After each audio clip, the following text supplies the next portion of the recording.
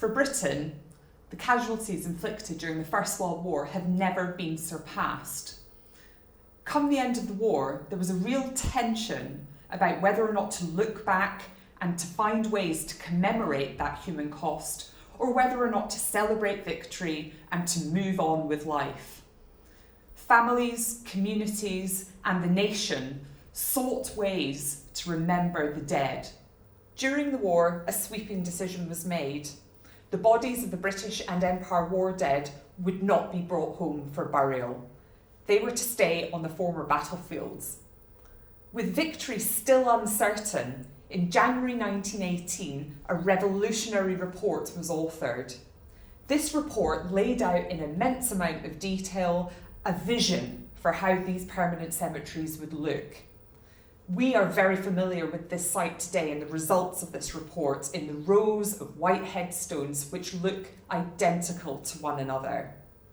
Regardless of race, rank or religion, everybody was to be commemorated in the same way.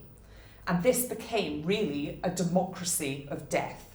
But with those cemeteries so far from home, and with so many of those who had died having no known grave, alternative forms of remembrance were needed.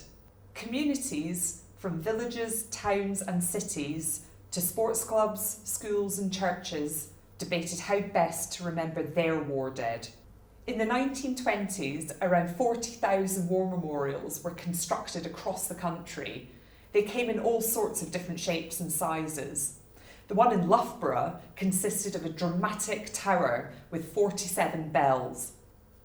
From scholarship funds to hospitals, other people preferred to pay tribute to the war dead by helping the living. Without a body to bury at home, many families looked for other ways to remember their loved ones who had been killed during the war.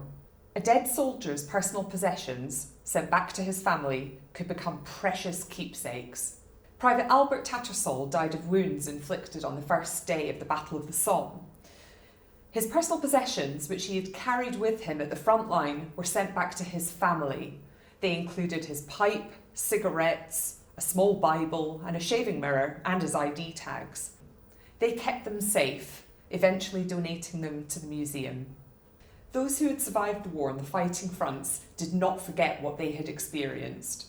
They formed veterans associations and at organised reunions, the camaraderie forged during wartime continued. They were often lively and raucous affairs, at odds with the increasingly sombre public commemorations.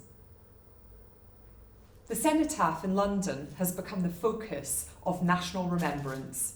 It was originally designed as a temporary wooden structure to celebrate peace in 1919. This sketch was drawn by its architect, Sir Edwin Lutyens, over dinner one evening. The Cenotaph proved so popular with the public that it was decided to rebuild it the following year, made of stone. It was unveiled on Armistice Day, 1920.